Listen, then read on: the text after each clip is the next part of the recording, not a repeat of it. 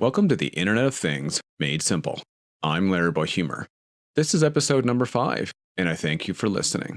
As always, remember, our new webpage, theinternetofThingsMadeSimple.com, has some great material on IoT. In our main topic tonight, we're going to be talking about the top 10 things you need to know about the upcoming launch of 5G. But before we get to that, we're going to open with something that affects many people, and that's the possible demise or downfall of the role of cashier. Many of us started out our careers as cashiers. It might have been at a retail store, or perhaps it was at a restaurant, and it was a role that always seemed easier than it really was. People look at it and say, you just take money and scan things. How hard could it be? Well, you know what? A great cashier is worth their weight in gold. About 20 years ago, there was a great IBM commercial that kind of foreshadowed some of the technology that's out there today. And in the commercial, if you remember it, and you could find it on YouTube, the gentleman walks around the store and there's a security guard watching him, and the guy's putting things into his pockets, and you assume that the guy's stealing. And when he actually walks past the cashier, you're thinking, oh great, the security guard's going to grab him. But instead, the security guard just grabs the receipt and passes it to him saying, "Sir, you forgot your receipt," because all the checkout had taken place automatically. And obviously 20 years ago, that was well ahead of its time, but that's something that's actually happening today. Stores like Amazon Go have made this a reality. All you do is walk around the store, take whatever you like, put it into your bag or in your pocket, and then it charges a pre-approved credit card on the way out. People are often missing one important point about this, though. The reason why this system works is due to an incredible amount of sensors and cameras, and I'm not sure everyone's actually paying attention to the security and, more importantly, the privacy issues that this brings. And what I mean by that is, who knows where this data goes? Amazon is not just using this to create sales, they're actually using this technology to learn about people. And yes, they're doing it as a batch. So they're going to say, 40-year-old men tend to go towards this product and not you particularly. But I'm not sure people have thought about this. But it also brings up another point. Are we really just increasing the demise of the cashier? Most of us use self-checkouts, especially those under 50, if they're available. And I honestly prefer them myself. I've gotten pretty good at barcode scanning. But are we actually just making sure that this job is going away? Well, it's not going to go away overnight. There are 3 million people, according to the Department of Labor, that list their occupation as a cashier, and that's just in the US. So it's going to take a while. But once people start getting used to technology, how fast it's accepted and used can really gain traction. Just look at pumping your own gas. When I was a kid, and I'm in my mid-40s, you always had somebody pump your gas for you. The idea of self-serve was pretty rare, if at all. Now, when's the last time you had somebody pump your gas for you? I know there's certain states in the US, I think it's New Jersey, where they still mandate it, but that's definitely the exception. And people complained at first about pumping their own gas, but after a while, it just, became part of life. And I think the demise of the cashier, whether it's you checking out yourself or these advanced systems like Amazon Go, are just inevitable. And I just wonder, is it going to be like when I tell my kids that somebody used to pump our gas and they don't really believe me? Is that going to be the same when they tell their kids that we had to stand in line at the cashier? When we come back from a few second break, we're going to talk about the top 10 things you need to know about 5G. Back in 5 seconds. Okay, welcome back. One comment that I had from our previous podcast where I did a top 10 list was I didn't actually list off the number for each point. So I said this is the first point and then just went to the second and third point. And I was joking around with the person who made the comment saying, I guess you've forgotten how to count. So in order for this person not to complain again, I'm going to actually list off the number before each point. The first thing that you should know about 5G is that it's mostly about speed. And that's point number 1. It is very fast. How fast? Well, you hear some numbers out there, but we're never going to be quite that fast when it comes to real life, because those numbers take place on networks that are very underutilized. And let's face it, you're not going to see those speeds in downtown Manhattan on a Friday afternoon when everyone's pretending to be in the office. But you are going to see speeds that are probably going to be 6 to 10 times faster than what you have today. And depending on what you're doing, that might actually make a huge difference. If what you're doing is viewing the latest cat video on YouTube, I don't think it's going to make a difference because there wasn't much buffering going on most 4G networks.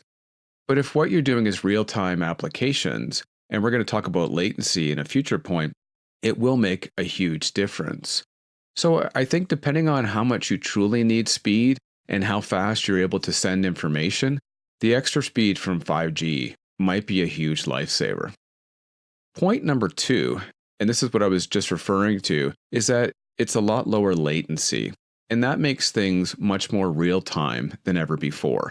If you're trying to do an application that needs connectivity that is close to real time, like a phone conversation, you can handle a little bit of latency or delay in the network. It might just be an extra half second sometimes here and there for the information to go back and forth, but you can normally deal with that. And the same goes for video transfer because you can just buffer and other technologies. When it came to true real time, 4G didn't quite cut it. So if you look at the idea of real-time surgery, where a surgeon might move something on their end, and it will move the equipment on the other end, if all you had was 4G, I guess you dealt with it. But it was never optimized for real-time traffic. The latency that's involved in 5G drops down to a point that it's almost wireline or landline level. Not quite, but it is getting there. And so that's going to make a lot of real-time applications much more efficient. The same goes for things that are extremely secure. If you're looking at some of the high-end government work, perhaps some really big financial transfers, any kind of delay might allow for the potential of that packet being sniffed or stolen. And a lot of these people wouldn't use wireless because they didn't quite know what was going on with that delay across the network. When you get to more real time, there's less chance of that packet have been looked at. And because of that, you're going to see some more high secure applications now starting to move towards cellular. Point number 3 has to do more with the network side, but it's just more of an FYI for you. And this has to do with the different towers that are involved and how it might make some rollouts more difficult. If you ask the average person what a cell tower looks like, they're going to point to some ugly monstrosity thing at the side of the road that most municipalities fought to keep out. And that's because the towers covered a much bigger area, so it generally had to be a little taller to see over things. That's not quite the same when it comes to 5G. The frequency, and I don't get too nerdy here, simply doesn't travel as far. So you need to have many more towers that cover a little less area for each one. So instead of having this huge tower in someone's backyard or at the side of the highway, what you're going to have instead are towers that are often as small as a pizza box. And they're going to have to be placed much closer to where people are, so much closer to street level, for instance, in a downtown core. And that's going to make things more difficult because it was a lot easier for a city just to say, okay, you can use the top of this building for a tower. What do you do when it comes to things that are closer to ground level? Where does the carrier put these boxes? One thing that the Trump administration has done, and a lot of people don't like what they've done in many cases, but this is one area that should help the industry, and that's they're trying to take away some of the barriers that are being put up to allowing this connectivity to take place. So they're making it much easier for permits to be given to cell carriers to actually place their towers where they need to be. So that should help out the rollout. Point number 4 is a term that I've mentioned a couple times, and that's what's referred to as massive IoT. And what it's referring to is the incredible, phenomenal capacity these networks are going to have to support many users. Many times now, users simply find that the signal degrades when you get too many people in a certain area. And I think that kind of makes sense. There's always some limiting factor to how many people or how much bandwidth can be in a certain area. What you're going to see now is 5G is introducing massive IoT, as I mentioned, and that's going to allow up to 1 million people in a square mile, as an example, to actually have connectivity. And the reason that's important is that if you're asking companies to put 5G into everything, they're going to want to make sure that there's optimal connectivity wherever the device goes. And that's why this is a technology breakthrough that should make it much easier. And that's going to help out a lot of things like self-driving cars, because eventually at some point, each car on the road is going to be transmitting huge amounts of data all the time while it's driving. And that's something the carriers are both looking forward to and are nervous about, to be honest. The fifth point is that it's going to lower down cost. And that's great. You might think lower cost, next point. But I wanted to delve further as to what the implication might be to the overall world of technology, especially on the consumer side. If you're doing a product for the home, say a smart toaster, for instance, or a smart stove, it might not have made financial sense for the vendor to actually put cellular on board, just because the bill of materials for a toaster were so low. And what happened was, if the device was smart, they put in a Wi-Fi chip. But that meant that the end user had to actually enable it on their Wi-Fi network and make sure it stays up there all the time. If that connectivity was an important part of the overall experience, so say in the example of a smartwatch, people do want the connectivity to be able to upload it to the cloud, then the chances of the end user keeping that device on the network are quite high. I have mentioned before, I have a smart stove at home, and the only time I've ever had it connected to the Wi-Fi network was when I had an issue and the customer service person asked me to enable it to the Wi-Fi network. They then made some kind of a software upgrade over the air, and it fixed the stove. After that, I didn't see a reason to leave the stove on the Wi-Fi network. I'm not talking to it on the Wi-Fi network, so why would I want it on there? The manufacturer, though, does want that stove on the network at all times. They do want to get user data, and they do want to see how things are being used and how different parts are working on the device. With 5G technology bringing down the cost of connectivity, now it's more likely that you're going to see definitely the stove will have cellular connectivity on board for the manufacturer, but even that smart toaster, it's going to start making financial sense to put these consumer grade devices onto the cellular network. Not only from a hardware cost, but the ongoing airtime is going to fall as well. So it might have cost dollars per month to connect a device. Now it's going to cost pennies per month. So you're going to start to see Wi-Fi being taken out of a lot of devices. And in the previous podcast, I actually talked about that. Will 5G replace a lot of the Wi-Fi modules inside of consumer devices, especially in the smart home? And I think it will.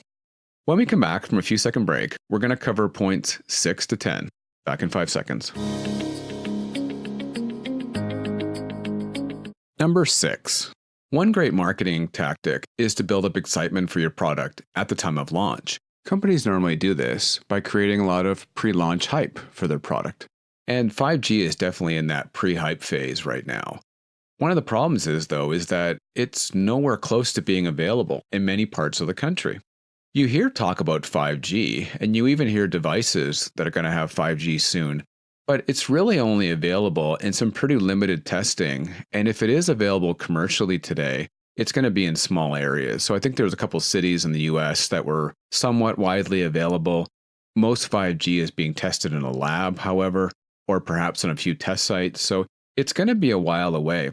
And this is especially true if you're in a rural area.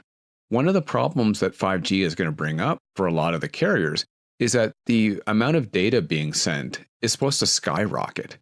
Not only are you going to see devices being capable, as I mentioned, of 5, 6, 8 times better speed, but you're also going to see many more devices. And while that's great, the carriers make money that way. One issue that brings up is, how do you get that information back to the internet? Yes, the technology is there. The carriers can put in fiber lines and other technology, but now think about a fiber line to the middle of a farmer's field. It's going to be a while before you start seeing connectivity, especially as I mentioned, the cell towers simply don't go as far when it comes to throwing signal. So don't expect to have 5G at the cottage anytime soon, depending on where your cottage is. And on to number 7. The other thing, I'm sorry to be the one to break the bad news to you, is that your existing iPhone 8 will not be able to work on 5G. Don't get me wrong, when 5G launches, it doesn't stop working, but it only works on the current network that it's on now. you are going to need entirely new devices to access 5G. And some people are going to just do it anyways. The first day that a 5G phone comes out, they're going to buy one. But I kind of caution people, do you really think you need it? It's kind of like my neighbor who mentioned to me that he now subscribes to a 250 megabyte internet service for the house, which is the kind of pipe you would want to have for a big business. But it's just him and his wife. And what they pretty much do is watch Netflix. Well, they could use a connection that's 1/5 or even 1/10 that speed and not even notice the difference. And that's what I think a lot of people will have to realize is that it's not going to be the be all and end all. You might not actually notice the difference at all. But when it does come out, expect that smartphones will be the first devices to have 5G on board. And then perhaps things like USB sticks and some other tablets and things like that. And then you're going to start to see it make its way into other products like cellular gateways and routers. So now we're going to talk about, for the last 3 points, is how 5G is going to change the world. And so point number 8 is how it's going to change many businesses. Today, most business takes place in some kind of a fixed location. And I'm not talking about e-commerce here. What I'm talking about is business itself. So you go into a law office, you go into a store, you go into any other service place. And that was because there was a lot of things that were required. You know, the lawyers need their computers, they needed access to their books, and, you know, a hospital needs the equipment. So that kind of makes sense. And those aren't going to be moving anytime soon. But more and more, business is becoming mobile, whether it's into people's homes, whether that's, you know, third-party locations, whether that's mobile equipment and mobile services out in the field like delivery. And 5G is going to make that even better. Because 4G offered pretty good connectivity speed. There wasn't much you couldn't do from a business standpoint in terms of connectivity. However, it wasn't compelling enough for people to cut the cord at the office. There simply weren't the rate plans available, and the speed wasn't enough for most offices to even consider going for cellular only. That's not the case with 5G. For the first time, most companies could truly consider cutting their internet connection from their landline provider and not see any noticeable degradation for their business. So that law office doesn't need to have a high-speed fiber line coming in. They could use a cellular connection. And where that changes a lot of industries is places like transportation and retail, because it now allows them not only the potential of having lower cost, but it gives them that flexibility. In case they wanted to do something like have full connectivity outside, for instance. A retail store might decide, today we want to have something in the parking lot. It's a lot easier now if all your devices are connected by cellular. And the same goes for other areas as well. Point number 9 is kind of interesting because it kind of refers back to what I was talking about with my stove. It's that many things in your life are going to have a cell bill attached to them now, but you probably won't be the one paying it most of the time. And what I'm referring to is, go back to that stove. Chances are that the information being gathered from the stove is most valuable to the manufacturer. Sure, maybe you want to get notified if the stove is used when you're not home, but that could be done by Wi-Fi as well. The real benefit to using 5G for the stove is for the manufacturer to gather information. And in this case, they're the one that's going to be paying the cell bill. They're going to have a deal with one of the providers. The device will come into your house connected. When you power it in, it will establish the connection to the cell network, and it will start transmitting whatever information they want. You might wonder, that sounds a little creepy. Well, that's what's being done with your car and other devices for well over a decade now. Your cars all have cellular modules, unless your car is over, say, 20 years old. The manufacturer has been gathering information for years. How do you think OnStar and other similar applications work? This is how they open your car door if it gets locked, things like that. However, 5G is going to expedite that. So before, it was always high-value assets like your car. Now you might have as many as 5, 10, 30 devices over the next few years that are all going to be on the cell network. It's going to mean that most things in your life are going to be always connected, and you're not going to be the one that actually does the connecting. So I'll let you determine if that has a creepiness factor to it or not. Number 10 is how it's going to expedite the cable cutting of the world.